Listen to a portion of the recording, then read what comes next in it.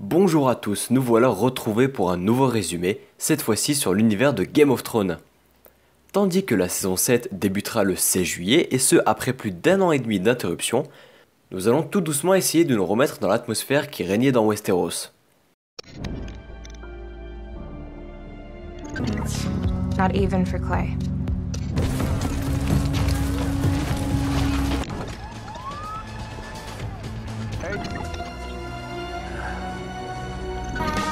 Now we are here, we won't back down, like this in the sky, we own the night.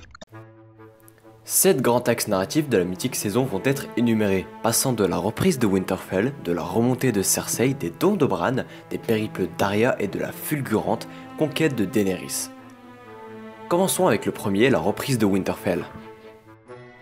L'une des grandes intrigues était sans conteste la reprise par les Stark de Winterfell, fief de cette famille durant des temps immémoriaux. Après être revenu d'entre les morts, Jon Snow, aidé par les Sauvageons, reprennent Château Noir. Peu de temps après, Sansa arrive à la rencontre de Jon, qui vient de démissionner de la garde de nuit. Ils se projettent alors de reconquérir les terres du Nord détenues par Ramsay Bolton et ainsi libérer leur frère Rickon. Malgré un effectif de combattants restreint, ils décident d'attaquer Winterfell avec les Sauvageons et l'armée Mormon dirigée par la jeune Lyanna. Heureusement pour Jon, l'arrivée presque miraculeuse des Chevaliers du Val, appelés en secours par Sansa, met à mal l'armée de Bolton. La bataille des bâtards s'achève par de lourdes pertes dans les deux camps et notamment la mort de Rickon, mais pourtant une victoire nette de Sansa et Jon. C'est alors que Bolton se fait déchiqueter par ses propres chiens.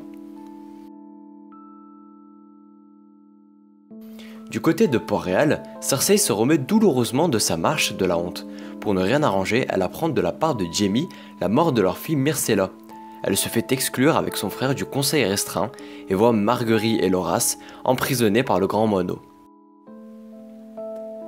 De plus, Tommen devenu roi est influencé par le Grand Moineau et décide d'interdire le procès par combat à sa mère, qui pourtant l'aurait avantagé avec l'aide de Gregor Clegane. En parallèle, la dynastie Martell est renversée, amenant au pouvoir Ellaria Sand. Au-delà du mur, Bran Stark réussit à rejoindre la Corneille à trois yeux, mais ne parvient toujours pas à contrôler son pouvoir de lire le passé. En pleine vision, il est alors repéré puis poursuivi par une armée de marchands blancs, avec à leur tête le roi de la nuit. C'est alors qu'il est sauvé par Benjen Stark, au déprimant de son loup-garou, Hodor, et les enfants de la forêt ainsi que la Corneille à trois yeux. Toujours avec les enfants Stark, nous rejoignons Arya, devenue aveugle à cause des sans-visages. C'est alors qu'elle développe ses talents de combat dans les ruelles de Braavos. Elle devient donc personne. Cependant, chargée de tuer une actrice de théâtre, elle refuse et se fait alors pourchasser par les sans-visages. Réussissant à oxyre l'orpheline par un ingénieux stratagème, elle rend visite à son vieil ami dans la demeure du Noir et Blanc et s'envole pour Winterfell. Intéressons-nous maintenant à Khaleesi, retrouvée prisonnière par les Dothraki menés par Khal Moro. Dans un ultime espoir, elle réussit à tuer tous les Khal en incendiant leur temple. Elle se retrouve alors à la tête de tous les Dothraki et, avec l'aide des Immaculés et des Punais, libère Myrrine de l'esclavage et tue tous les fils de la Harpie, en plus des maîtres.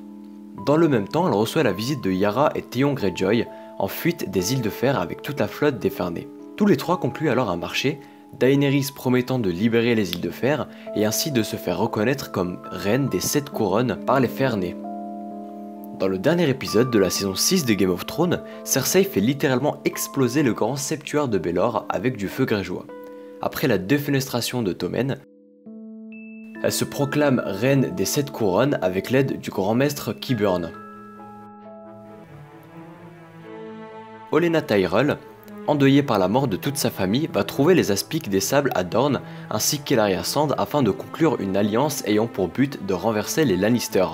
Les Dorniennes reçoivent également Varys, qui vient avec une proposition d'alliance de la part de Daenerys Targaryen. Dans le même temps, Arya exécute sa vengeance en mettant fin à la vie de Walder Frey, assassin de sa mère et de son frère lors des noces pourpres. L'autre enfant Stark, Bran, apprend dans une vision la vérité sur Jon. Il n'est donc pas un bâtard mais son cousin, fils de la sœur de Ned Stark et du frère de Daenerys Targaryen. La saison se conclut alors par la Calésie en route pour Westeros avec toute son armée, ses 3 dragons et ses plus proches conseillers. Merci de nous avoir suivis, j'espère que la saison vous a bien été résumée. On se retrouve très bientôt pour un nouvel épisode, n'oubliez pas de vous abonner. Tchuss.